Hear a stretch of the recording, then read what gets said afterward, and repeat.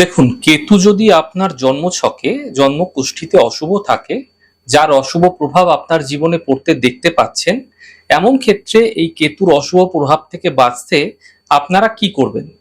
প্রথমে আপনার গৃহের যে দেওয়াল রয়েছে, সেই দেওয়ালে দেখবেন অবাঞ্ছিত যদি কিছু পেরেক পোতা রয়েছে, তো সেগুলির প্রয়োজন নেই। তো সেগুলি আপনারা দ্রুত খুলে ফেলুন। রাস্তার যে কুকুর রয়েছে, স্ট্রিট ডগ রয়েছে, তাদের নিয়মিত খাদ্য সেবন করান, প্রতিদিন করান, একটা নির্দিষ্ট সময় করুন। দুপুরে হতে পারে, সন্ধে হতে পারে, রাত্রে হতে পারে। আপনার বাড়ির ভেতরে কোনো ক্যাকটাস বা কাটা জাতীয় গাছ রাখবেন না। দেখতে তো সুন্দর লাগে, আপনারা অনেকেই রেখে থাকেন, কিন্তু ক্যাকটাস জাতীয় গাছ আপনাদের গৃহে কিন্তু অশান্তি, ঝঞ্ঝাট বাড়িয়ে তোলে, কেতুর দুষ্প্রভাব বাড়িয়ে তোলে। সাধু সন্ন্যাসীদের বিষয়ে অসমীচীন বা অশ্রদ্ধাপূর্ণ কোনো মন্তব্য করা থেকে বিরত থাকুন। কোনো রকম খারাপ মন্তব্য করবেন না, এতে কিন্তু আপনাদের মানসিক স্থিতিও বিঘ্নিত হতে দেখতে পাবেন।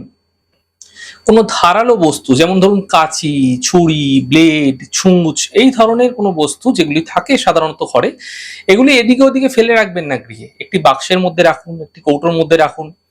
বাড়িতে রাখা যে ধর্মগ্রন্থ রয়েছে, বিশেষ করে গীতা, বেদ, এরকম ধরনের ধর্মগ্রন্থ যেগুলো প্রত্যেকভাবে পাঠ করা হয়, এগুলোকে আপনারা কোনো হলুদ কাপড়ে মুড়ে রাখতে পারেন। যে কোনো মন্দিরে অথবা আপনার গৃহ মন্দিরে একটি হলুদ বা লাল রঙের পতাকা লাগিয়ে দিন। এতে কেতুর অশুভ প্রভাব থেকে আপনারা বাঁচতে পারবেন, এবং কেতুর দুষ্প্রভাবের কারণে যে সমস্যাগুলো আপনারা ফেস করছিলেন, সেই সমস্যা থেকেও আপনারা বাঁচতে পারবেন।